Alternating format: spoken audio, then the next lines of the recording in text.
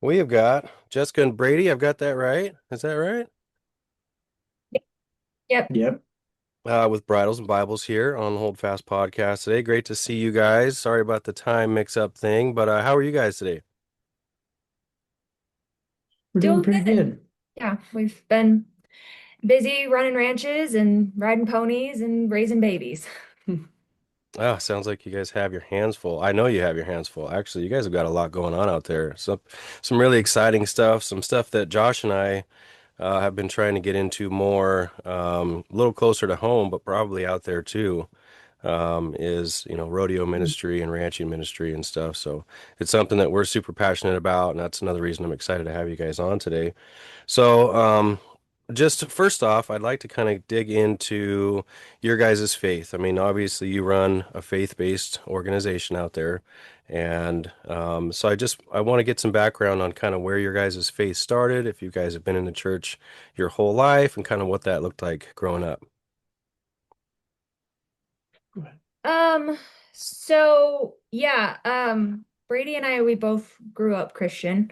We went to, I went to a non-denominational church as a kid a little bit. I grew up more traditionally. Yeah. And I guess for us, it's kind of one of those things where you grow up with God, but you don't learn to have the close relationship with God.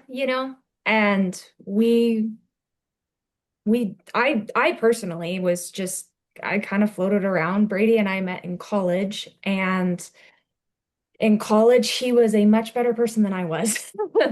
I was a bit of a partier and drank and smoked and, did all the things that you do when you go to college. No. I grew up in Ontario.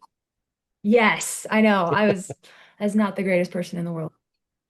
Um, but I was born in Ontario, but my mother moved us up actually to Portland when I was about 5 years old. And so I grew up over in the Portland area. And when I got to the end of high school, I moved back to Ontario and went to Treasure Valley Community College. And my first semester there was I had no idea what I was doing, really. I had a bunch of concussions from playing softball. I wasn't allowed to play anymore. You were just leaving home. I was just running basically. And so I went through my first semester of college. I actually wanted to be a graphic design artist. And then I met a man named Wade Black, and he runs the horse production program there. And I met with him and I was like, hey, I really want to take your reining cow horse class because my grandmother actually bred and raised Arabians. And so I kind of grew up riding a little bit here and there when I got the chance to. Past tense, no more Arabs. No more Arabs, no, we're done with those.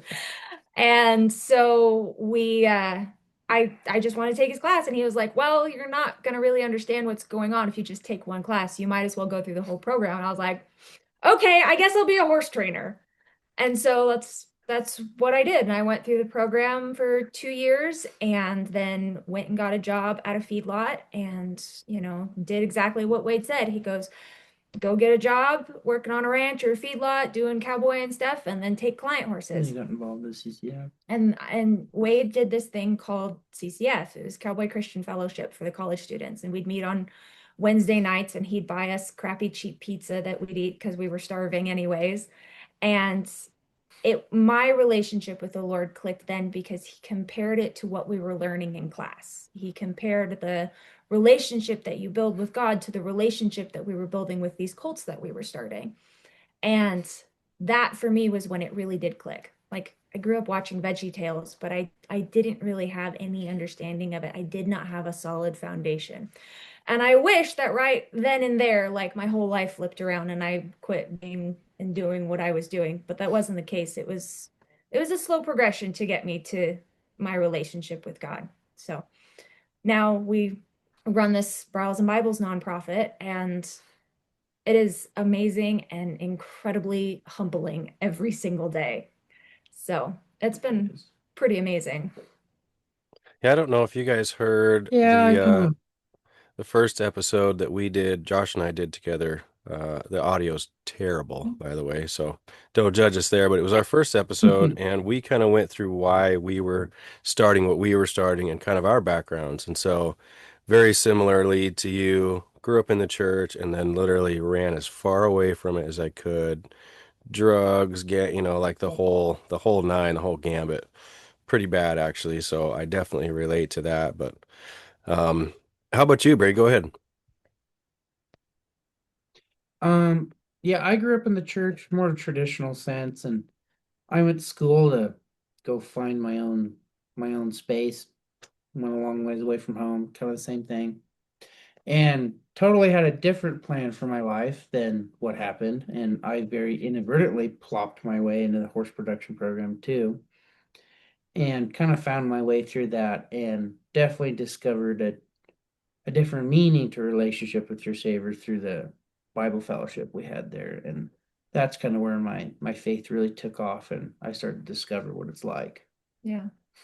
Yeah, it was Yeah, interesting. there's a huge correlation there. I talk about it all the time, the correlation between our relationship with these animals and our relationship with God and what that trust looks like, and I point people to I don't know why I'm drawing a blank now, but anyway, the famous preacher who does the same thing on YouTube, and like it's Well, so apparent to me the writing, correlation between the two.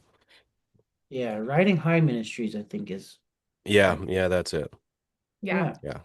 Yeah, he's pretty amazing. I've really liked watching his stuff as thing though, because Brady and I we were friends in college and we were friends for like 6 years before we ever dated.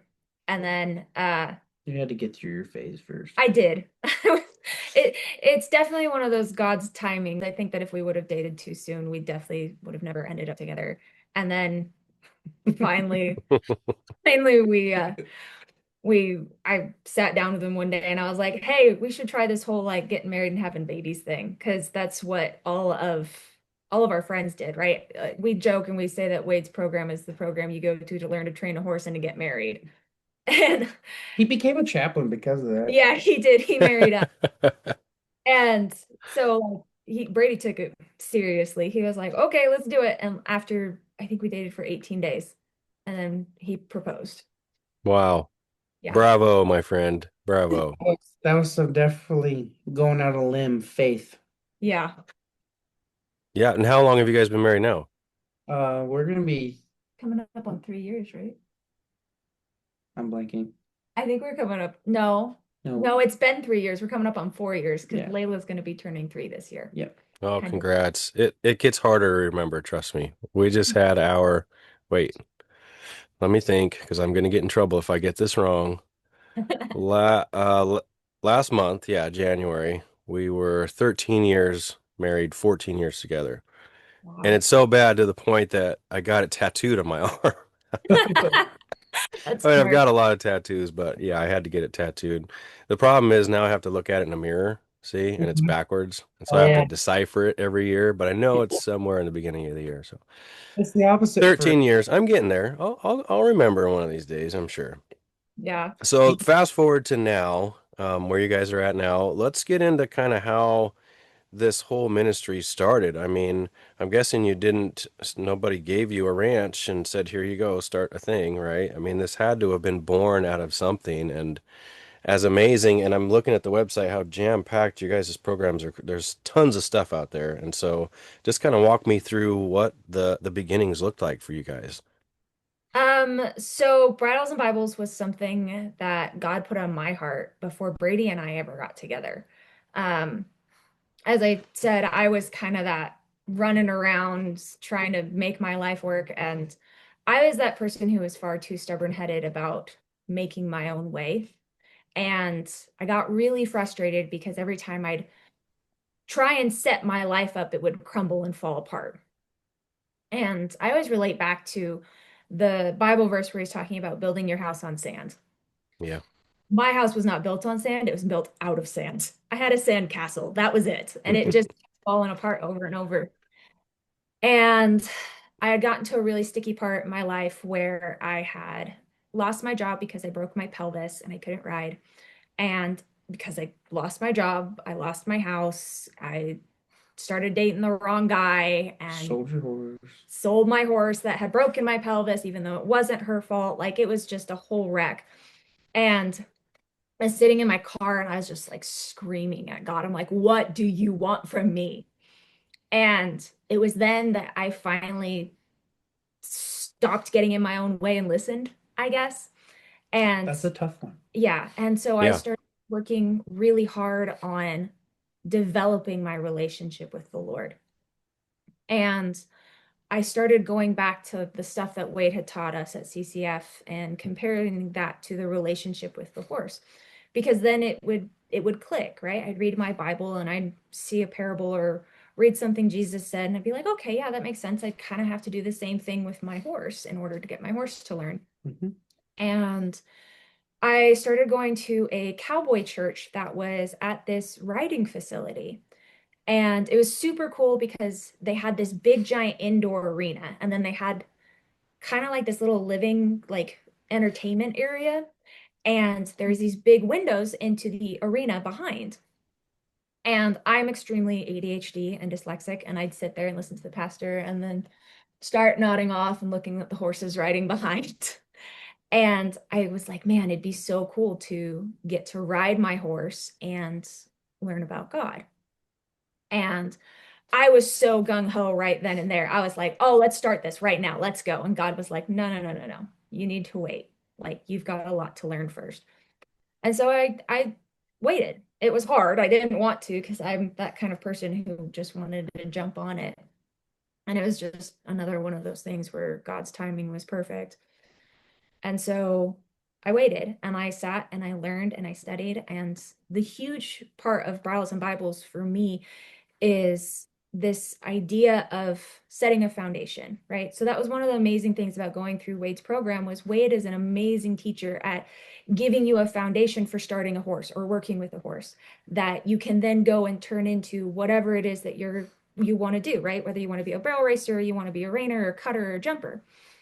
And so I started doing that and taking those ideas and setting them up as parables for my foundation and my relationship with the Lord. And so when after we got married, I was pregnant. And every year I would ask God, I'm like, hey, is it time to start Bridles and Bibles? Is it time to start Bridles and Bibles? He kept telling me, no, you're not ready. No, you're not ready. I'm 7 months pregnant. Spring comes along. I'm like, hey, is it time to start Bridles and Bibles? He's like, yes. And I'm like, oh, really? And we just moved. Yeah, we had just moved. I was like, okay. You're as big as a house. I was huge. I had a And, really rough pregnancy. and we were hanging our shingle as entrepreneurs trying to work for ourselves. Yeah, it was a rough Been time, there. but yeah. So we did. We started it, and the idea was just originally these monthly meetings. We have these free meetings every single month, and right now they're at One Main Ranch in Caldwell, and you just show up, you bring your horse, and a lot of times right now we bring guest speakers and stuff. But for me, that was all Bridles and Bibles I ever thought was going to be, was just these monthly meetings where you got to come and we talk about God and we talk about how to train your horse and put the two together. And then like I think last year it started to blow up. A friend of mine, she was like, hey, I really want to help you with this. I want to help you raise some money for it. Let's do a horse show. And I was like, sure. I have no idea how to put on a horse show. I've shown horses a handful of times several years ago. Like, you're gonna have to help me with this a lot. And Yeah, it she was did. 2024. Yeah. Yeah. And it just blew up after that. Everybody thought it was great. A whole bunch of people came. We raised a bunch of money. And since then, it has just kept gaining traction, gaining traction. And a lot of people are asking us, like the youth program, like, do you have anything for kids and stuff? And so we brought a girl on. Her name's Lauren. She's amazing. She works with kids, and we do a kids camp, and it's grown so much far beyond what I ever thought God would want us And then like we to went do. from local monthly clinics to travel clinics, 400 or 500 miles away. Yeah, we did a whole bunch. I wrote a book for the travel clinics. So the travel clinics are super awesome because you get handed, and they're free. We charge like a $30, what we call like a packet fee. You buy a packet, it, saves your riding spot basically, but it comes with a free book and a packet and stickers and, like all of the Some stuff. merch. Yeah, it's all well worth the $30 that you put into it. Sure. And it's amazing, but we go over this foundational idea that I personally tried to work really hard on, developing my foundation with the Lord. And so it's definitely been an interesting ride. We've had a interesting time trying to understand exactly what Bridles and Bibles is, because in a lot of ways it's much like a ministry, but it also runs as like a clinic too. And so it's it's interesting, but it's been a lot of fun, and we have the most amazing volunteers who help us, and board members who work super hard on putting on all of the events that we do and the clinics. And Yeah, we've got quite the village helping out. yeah, Yeah. That's something that Josh and I have really been looking into also. And it sounds like, I mean, it is a ministry in the package of writing clinics and things like that, which is amazing.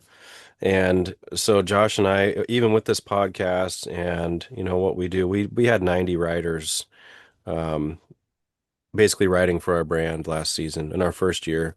And with all those writers comes mentorship and prayer requests and Bible study and all of this stuff. And so um trying to keep our mission is kind of trying to keep Jesus in rodeo. And a lot of these kids and young adults who are rodeoing all summer, they can't make it to church because rodeo's on Sunday. And so, we're trying to, wherever we're at, we're trying to, have a safe space for them to have that option at the rodeo with yeah, us, or come to the booth pre-rodeo for prayer, things like that. And so, um, I think our next step, and well, we haven't really announced anything yet, and it's just in the planning stages, is to take hold fast and make it a permanent ministry nonprofit and go that route with it, and then leave 8 Seconds Strong as kind of a support company for that right. ministry. Um and so I might have to pick your guys' brains about how you picked board members and things like this later on, because we have no idea what we're doing. We just Yeah, Googled it. And so like we're on the cusp of trying to make that happen. And I feel like that's where God is leading us. We got in this as, a for-profit company, but our goal was to sell merchandise that would allow young people mostly, but all people to profess their faith publicly, right? And I think that for us, when a kid comes in and buys our big cross hoodie or something and he wears it every day, and like to see a 14-year-old kid wearing a cross hoodie in this day and age in public is like a big win for the kingdom, I feel like. And so the more of those we can get out there, the better. And so I think God is just pulling us to maybe dig in a little deeper on the ministry side and go that route. So I might bug you guys later on about that. But right now I want to talk about a little more specifically some of the more specifics about these programs, how people can get involved, what the different programs are, and kind of what that looks like, and what it's going to look like moving forward. Yeah. oof, That one's up to God for sure. Um, we've got, so like we talked about our clinics and stuff, which is kind of has been at least my main focus for Bridles and Bibles. Just in the fact that we want to be able to not just offer people horsemanship and what we call godmanship relations, but also, fellowship. yeah, fellowship. And but we do it for free because I feel like even just in the horse industry, I'm sure it is expensive. And Yeah, I've looked into like I would love to go to a Ray Hunt clinic, or and they're hundreds and hundreds and hundreds of dollars. And for me, like I've trained horses, I've worked with people's client horses, I have done riding lessons, and I have found that I love doing the clinician piece and the preaching piece best, because I'm weird, but I don't like asking people for money. I think that this information of becoming just a good horseman is so gate kept and put a price tag on so much that it doesn't allow people to become good horsemen, right? yeah, And these animals have such a way of changing our lives. And I believe that that needs to be offered for free. I don't think that there needs to be a price tag on it.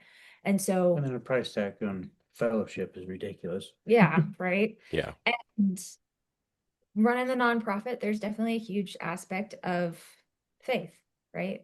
The horse show that we did this last year, it was a mess. It was amazing in the sense of the fellowship and talking to God and talking about God, and like the people who came, like every single person who was meant to be there was definitely there, and we got great feedback on it. But it was a challenge in the sense of like being a warrior for God, because we had a venue change at the very last minute because the place Oh that no. we had a horse that got strangles. Yeah, 4 days, and we picked up a show and moved it to another facility. It was Yeah. a 3-day show. Wow. And then the like second day, I think it was, we had a giant windstorm and it blew over all of our office tents and all of our supplies and all of the merchandise, like drenched and muddy, all of the awards, everything. It picked up chips, Oh, wall tents, you and know you're doing something good for the kingdom when the devil attacks you that hard. It exactly. was, it was a huge attack. And it Yeah. was, Both tents just were picked up by the wind and thrown on top of a manure pile. Like yeah, it just could have Yep, been been horribly there. yeah, 25 years of events under my belt. I've seen it all, and quite bit. if it can happen, it will. It yeah. will. Yeah. Yeah. Yeah, so it was cool though, because like after that, I think part of it was me too. I was a little wrapped up in making it look nice and having the books and doing all this stuff. Like I put 8 months of work into putting on this event. And I was like, you know what? Forget it. Give everything away. We gave away the t-shirts, we gave away the hats, we gave away the books. And it really became more in tune of like coming back to God. And it really was a good reminder for me too that Yeah. no matter what we're doing, it's not about how we look. It's about bringing people closer to Him, to giving that understanding of deepening your relationship and setting that foundation in Him. Yeah. And that was super amazing. And the horse show has been super fun. Brady and I, when we went through Wade's program, we learned a lot about making nice bridle horses. And I would say we lean pretty hard on the traditional buckaroo style of training. And for us in Bridles and Bibles, I guess you could say our phrase is learning to become God's bridle horse, to be able to get on that horse and just have that horse feel you shift your weight or move a little bit or know it and just be so in Mm, tune with, because that's my goal in my relationship with God, is to yeah. be able to hear him in every step and know that he's there and listen and just be right there and be able to go get the job he has that he needs me to do done. Oh, Right. that's beautiful. And Yeah. so that has been a huge piece. So I guess the other part of Bridles and Bibles that is really fun that I do enjoy is being able to share that Joaquin to Freno bridle horse progression and teaching people about spade bits and that tradition there of, you don't just need a trail pony that's going to go down the road and hopefully not buck you off, but developing a really true, good, strong connection with them. And then relating that back to, this is how you have this relationship with the Lord and learning to become close to him. And you're gonna go through things that are hard. Like you're starting a cult, man. They're gonna freak out. They're gonna be scared of so many worldly things, and teaching them to trust you and listen to you. It, I really do believe that horses give you this very unique ability to step into God's shoes and see things from his perspective. Yeah. That gives such a deeper understanding to our relationship with him. And for me, it has helped so much in times of struggle or when life gets hard and it starts throwing battles at you to go, okay, what is this not just trying to teach me, but change in my heart, right? What Yeah. is it that God's looking at me foundationally that needs to be fixed or needs to be strengthened?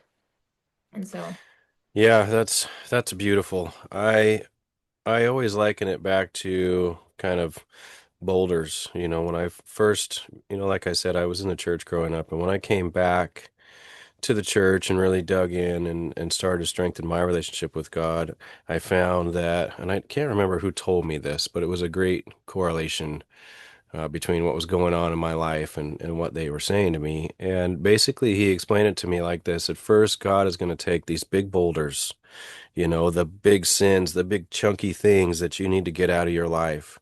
And he's going to convict you. You're going to work on it. You'll get them removed. But once those boulders are gone, there's still this gravel there. There's these mhm, smaller things you got to dig through and work out. And once the gravel's pretty much gone, you're down to the sand. But it's always this constant progression. Where else can I improve? Where, there's I live in Eugene, Oregon. There's this kind of byway. I guess it's a highway. It's called Beltline. It's a nightmare. It Rush is. hour, Beltline is when I am probably my most sinful self, to be honest with you. So that's my time to really work on my relationship with God, my patience, my, you know what I mean? And so, but I think it's the same thing you're talking about with a horse. You can put down, you can lay down this great foundation, and you've got a horse that, yeah, might buck you off, might not, might spook. But as you move along and get those big boulders out, jumping at everything and whatever, and then you get down to the sand and you end up really creating this. And sometimes the sand's almost worse because you realize, guess what? I'm never going to be perfect. So Yeah. there's that, let's come to terms with that. But yeah, I dig in a little bit more for me, if you would, and just indulge me what some of those conversations look like and what some of those, I guess, sermons look like. Maybe like your top 5 ways that our relationship with God correlates to our relationship with a horse. So when I was really looking into my what we call godmanship, I Hmm. looked first at the definition of horsemanship, right? And I got a wide variety of different definitions for horsemanship. One of them being as simple as anybody who can ride a horse to the art of horsemanship. And I was I kind of struggled with it. So I ended up coming up with my own definition. I kind of decided horsemanship is your ability to communicate and build a relationship with a horse. Godmanship is the same. It's your ability to build a relationship and communicate with a horse. And so we really broke it up into two different factors, the relationship and the communication. The relationship piece, and this is all in the book that I've written, the relationship piece is interesting and always throws people through a loop because the relationship is a house theory that I've used where it was something God gave me. And this, I believe, is probably the most important, but it comes down to basically your identity in the Lord, but gives a structure to it. So we do this house theory in the sense of the house is, you have your foundation and then you build your walls and your roof. And the hard part about that is just in the fact that it's you, right? It's your identity. And then whenever you think about relationships, you're always thinking about the other person or the horse or the dog or your husband or God. And you're never thinking about, okay, who am I? What do I Yeah. have? Hmm. And so that's the first part of the book is learning how to build your identity in yourself, learn to love yourself, care about yourself, and then be able to then in a healthy manner have healthy relationships with other people. The second So part is sort of see yourself as God sees you. Hmm. yes, yeah. The I'll kind of give you a quick spiel about it. The foundational piece is like you set the foundation of a house, right? And as it says in the Bible, God is my strong foundation. I believe here in this piece, the important part is learning to trust God as your foundation, to trust that that cement is solid when you stand on it and it's not going to give out underneath. Yeah. The walls are your character, your personality traits, who you are as a person, things that can't be taken away from you. Things like I'm kind, I'm patient, I'm understanding.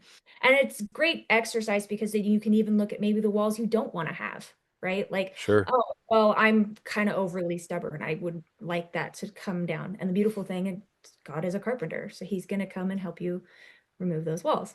Or like you've built your identity on part of your career or other accomplishments that should not, that can be taken away. Right. Kind of like Three Little Pigs. You had the one that built it out of bricks, sticks, and hay. You want good building material out of bricks and not sticks or hay.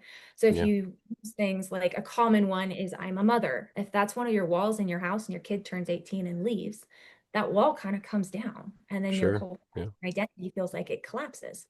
Mm.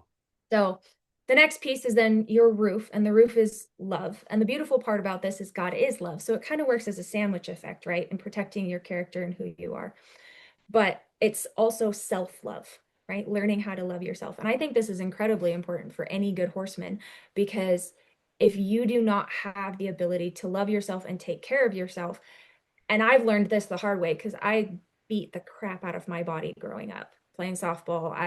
I'm dealing with it now. I have so many doctor's appointments. It's not even funny. But if your body is not healthy, you cannot ride your horse healthy because horse communication is body language. And so learning to take care of the temple God gave you, learning to love yourself, be patient with yourself, understanding and forgiving of yourself. The next piece is then you get to put the things in the house, right? So Hmm. this is decorations. So this is where you get to put things of this life. So I get to hang up the picture of I'm a wife and I'm a mom. And the beautiful thing is when the storm comes and hits and the house shakes, it is a lot easier to pick up a broken picture frame than it is to rebuild a house. Yeah.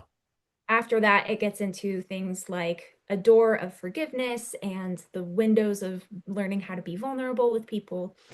And that is just, it's just a structure that God gave me that I have used to build my life. And then I just try and give it to other people. The other side of it too, then is the communication piece, right? And this comes with a large variety of amazing, fun, much more horse related activities. And a lot of times it's something that we teach in the monthly meetings that we do. Uh, one of them is actually a definition word that we got from Wade. It's willing submission. And this one's always fun Oh to teach yeah. because the submission part is the word that everybody kind of goes, "Ugh, no, thank you. I don't want to do that."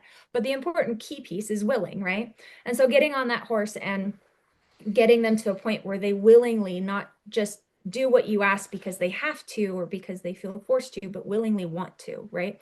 Horses learn off of a dopamine release. And it's cool because you can actually see it. When a horse gets a dopamine release, they'll physically lick their lips. That's Yeah. how they.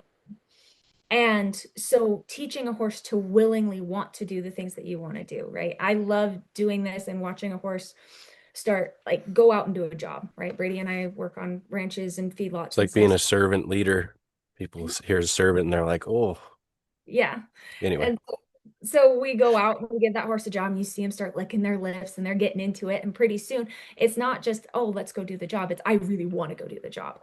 We've got one horse, his name is Sloth. And when we first got him, he was the laziest thing. It was miserable. He was so Yeah. miserable.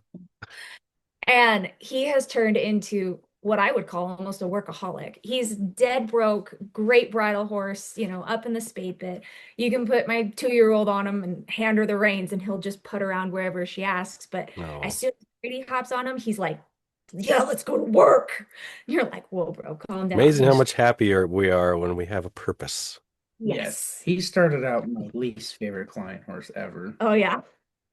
Brady did not want him. I'm like, we're going to end up keeping him. He's like, no way. Totally. I sold a pickup to buy that turd. Yes, he's Ugh. Yeah. So there's a lot of really, really cool stuff. And one of the things I really love to do too is we bring in a lot of guest speakers, especially for the monthly clinics. There's a lot of great people in the area who have come and ridden with us and talked about their relationship with horses and the Lord. And it's been so cool just to see people start to connect the two together. A good friend of mine, Sarah Waddell, she is the oh, what's her handle on TikTok? I can't remember.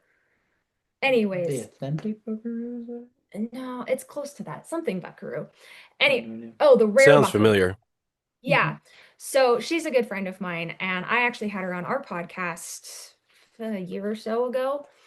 And we are doing a podcast together now called The Biblical Buckaroo. And That's her where and I've seen her then. yeah. Yeah. So we talk about the correlations between horse training and relationship with Jesus. And then we also get to have the opportunity to talk about our personal lives as ranch wives and moms and all of that. And it's really interesting because one of the things I guess I never expected when we started Bridles and Bibles was I always thought like, oh yeah, we're gonna get a bunch of like the hobby horsemen in who want to ride and hopefully be able to help them quite a bit.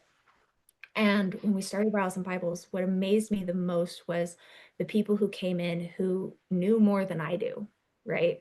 Sure. Who are way better horsemen and or clinicians. And, Sarah was a huge one. I brought her on the podcast and I've always mailed our people who come in a little goodie bag of like, hey, thanks for being on our podcast. I send them like the book and some merchandise and stuff. I And definitely need the book now for sure. okay. Well, wait, because I just rewrote it and it's in the process of getting printed again. Okay. So, Okay. I'll wait. I'll okay. wait for a signed copy of the new one. How's that? There Sounds you go. good. It's Um, got lots of pictures. It's easy to read. yeah, it was, I really, Perfect. I really enjoyed making the book, mostly because I didn't like turn it into a giant chapter book. But yeah, she came on the podcast and she shared with me now, she's like, this changed my relationship with the Lord. I didn't understand why I had such a huge heart for horses until coming on the podcast and then being able to relate the two. And so now it's amazing to be able to sit down with her and talk with her. And I love it because her brain and my brain work almost identical. We're both super ADHD and dyslexic, and we have I And sometimes frustrating. and frustrating. Yes, we're frustrating, Yes. but it's really amazing. And I've talked to a lot of people, like a lot of the people who have come and even guest spoke for us at our clinics and stuff. They're like, yeah, this is amazing. Like, I can't believe the things that I've learned. And I'm just like, what do you mean you learned from me? I'm not that amazing. Like, I don't understand, but it has done so much more. The amount of help that it's given to even our volunteers, the people who come and help us. And it was just something I never expected. I didn't think that it was going to go that far. I just figured, oh, we'd help the people who would come to the meetings, not the people who, wanted to be a part of it or joined it, or especially the people who know way more than I do when it comes to horsemanship or even, godmanship. So, Yeah, I think that obviously there's an anointing on both of you guys and on what you're doing, and I think through that, obviously when people come into the program and spend time with you guys and they can see that, I think it opens up more of an opportunity to learn. I think that, you know, you're being guided by, a higher power than just a regular, someone at a regular clinic would be. And so, you know, that opens up opportunities for you to be able to maybe speak into people's situation or connect with someone on a level that they haven't been before. And so maybe it's not about the book knowledge stuff or you know what I mean, the practical stuff, but more about that connection and people being more open to learn and yeah. I don't know. I want to go to one now. I don't ride horses. My whole family has had horses growing up. I had this thing about being on something that was bigger than me, and so I went with cars. I like race cars. I build race cars. Okay. My wife and I took some lessons not too long ago. I mean, I can ride a horse just in the most basic sense, and so I might do me some good to come hang out with you guys for a little bit and get some hours on the back of a horse. we do actually have a dinner coming up March 7th, and it is a benefit auction. And Oh, you get to dress up, get all nice and fancy, bring the wife. yes. And so My fancy whiskey ranch hat. I never yeah, get to there you wear. go. Exactly. Yeah, it's perfect opportunity for that. We're super excited. I love doing the dinner. It was something we started when we started Bridles and Bibles because it started off with us being able to share the house theory and, Yeah. building up your identity, because that part is definitely a lot harder to teach on a horse. And so we'd have people come over and we'd feed them and talk about it. And then sometimes we do like a little groundwork example or something. And then, my friend McKaylee, who has joined, she's my best friend. She's just like, hey, let's do a benefit dinner and a silent auction and stuff. And I was like, okay, let's do it. And she heads it, and she does an amazing job. She has such great connections with people in the community, and she's just a joy. She walks into a room and it lights up, literally, I swear. And so it's been amazing to get to work with her, and the dinner's going to be a lot of fun. It's a great time. We love What it. are the dates for it again? It's March Seven. 7th. Oh, it's coming up. Yep. Mm-hmm. And where's it at? It's It'll be in Kuna, Idaho. Yep, it'll be in CUNA at Okay. the Crocodile events. Yeah. Let's see. And I just so happens I don't have anything that weekend. Oh, Wow. It's a bit of a drive, though. it is a bit I, of a I will drive. say. Yeah, I know how it goes. My dad lives in Roseburg, and we go over there periodically. And Yeah. Yeah.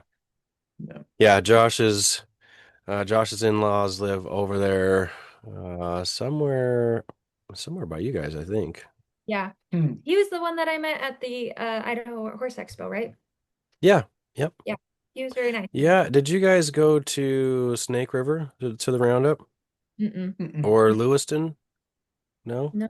I don't think think so. so. We don't Yeah, hit I could very have close. thought I met you guys somewhere out there. I mean, I thought it was maybe one of those, but maybe not. Who I knows? don't know. Yeah.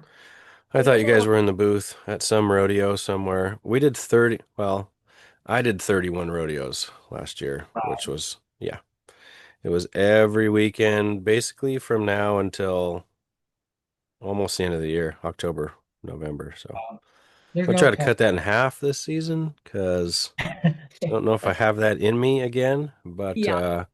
60 days in the toy hauler in a row is just like, Yep.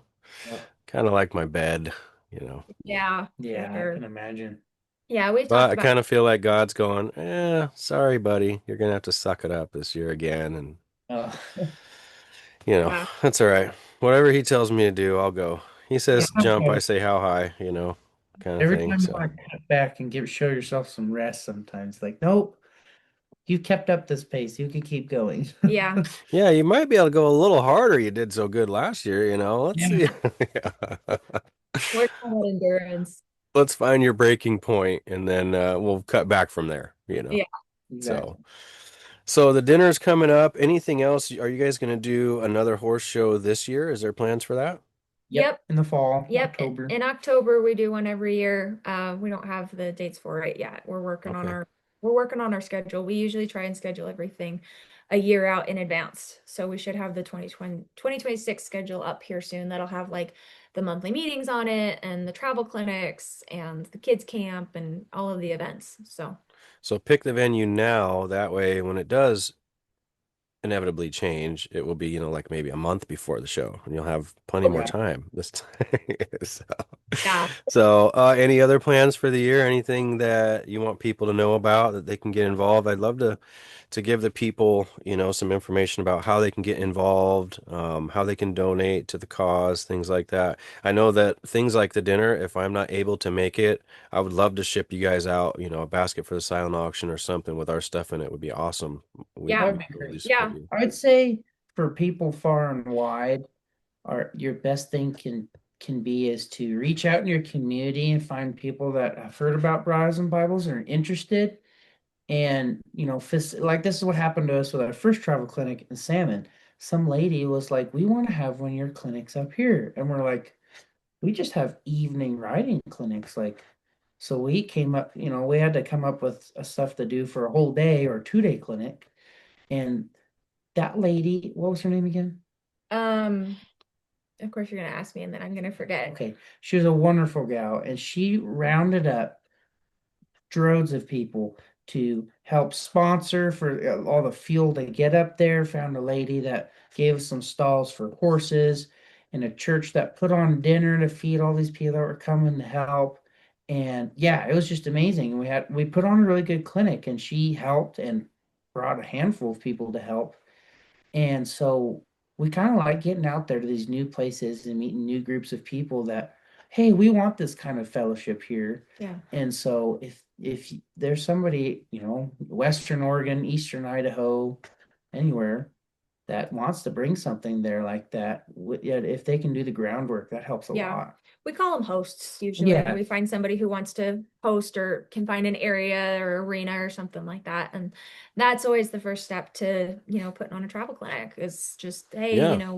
arena, we'd love to host you guys. And so we show up and yeah. So we don't try to just find a town and force ourselves down their throat. We kind of just wait for a call. yeah. I might actually have a place for you guys, actually, that Yeah. would host out here. We do, I don't know, I'm sure you guys have high school equestrian teams in Idaho too. We call it OSET over Yep. here. Um, so we do early on in the season, we do all of their meets for like, 3 different districts out here. And so, not last weekend, but the weekend before, we were at a district meet. We had our booth set up, and one of the dads of one of the kids that was riding that weekend owns a Christian youth ranch out there. Super Oh, cool wow. organization. Acres of Faith, I want to say it is, but Okay. went and checked out their website. The arena's incredible, massive arena, bunch of acreage out there, and a lot of their donors are, they're affluential people in the rodeo community up here and in the horsing community up here. And so like the high school team practices there, the drill team practices there at their arena. They do a dinner once a year and stuff like that. And so, there may be some opportunities there to have you guys come out, do some kind of a co-sponsored thing and, I don't know. I'll circle up with Josh and with those guys and we'll just kick some ideas around and see what comes of it, but we'd love to be part of stuff like that. Yeah, that'd be Yeah, awesome. awesome. That would be awesome. We'd love that. Well, I will see what I can do. No promises, but the fact that you just said that and he just popped into my head, it's kind of honestly, the more I think about it, it's kind of just this perfect thing. So we'll see.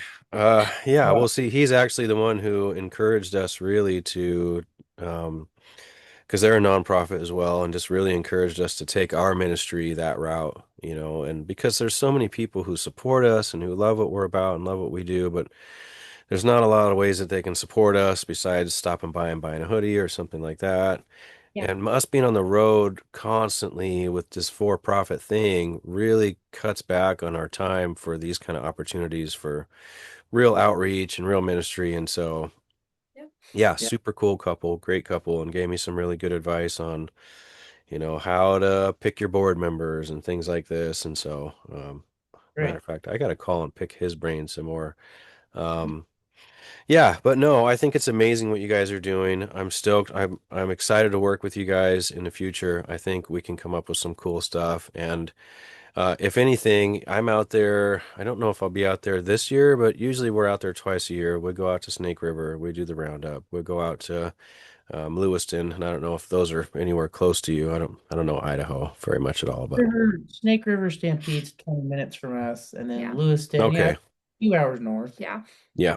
Yeah. So we're out that way, that direction. And then we do a lot of Eastern Oregon stuff too. I mean, we do the Eastern Oregon Livestock Show. That's not crazy far either, I don't think. And We're only 15 um, minutes from the border. Yeah. We're yeah, very, yeah, you guys are pretty close. So, and yeah. I think the Eastern Oregon Livestock Show, I can't remember the name of the town it's in, but it's pretty close to the border too, I'm pretty sure. So, And have you heard of it? is it LeGrand or Pendleton? No, no, it's the middle of nowhere. It's the middle of nowhere. Okay. Yeah, Hmm. yeah.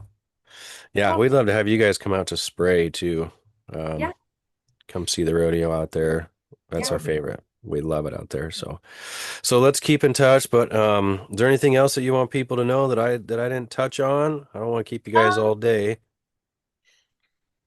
I don't know. I guess just check out the website and see what speaks to you. There's I try really hard to keep the website pretty well updated and everything that we're doing on there. Obviously, it's quite a bit, but we've got a It we looks got a great.